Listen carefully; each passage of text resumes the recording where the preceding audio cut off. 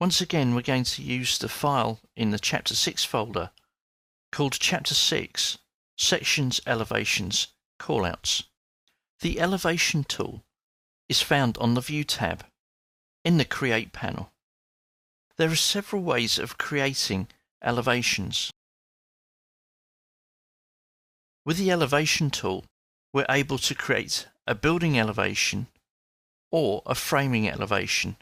The framing elevation is generally used by structural engineers to show vertical bracing. In this exercise, we're going to deal with the Elevation tool. As I scroll into the north part of the building and hover over walls, you can see that the Elevation tool will then look at walls even though they're in the linked file. If you're creating an exterior elevation, this does require a little bit of manipulation. As I hover over the wall, notice that the elevation symbol is looking towards the building. Click to place the elevation, click on Modify, and then select the elevation marker. Notice how the elevation tool is actually cutting through the wall. Here we'll drag it back slightly. And it's also a good idea to drag the section marker out beyond the wall. If I select the elevation tag, we can then double click on it to display the elevation. As you can see here, the elevation doesn't quite get the rest of the building. Let's take a look at why.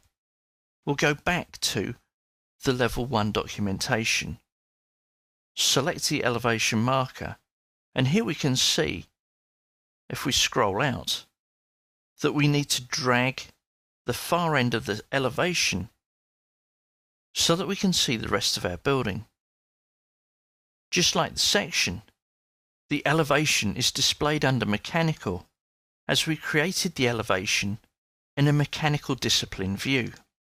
Let's tile those two windows so we can see what else we can do with the elevations. From the View tab, click on Tile Windows.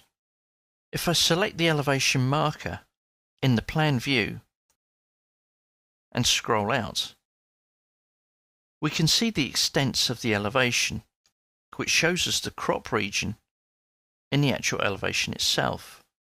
Drag the crop region and we alter the size and extents of the elevation in Plan. New to Revit 2014 is the ability to split a segment in exactly the same way that you can with a section. Click on the section line and then drag to create a suitable section. The section is updated to suit.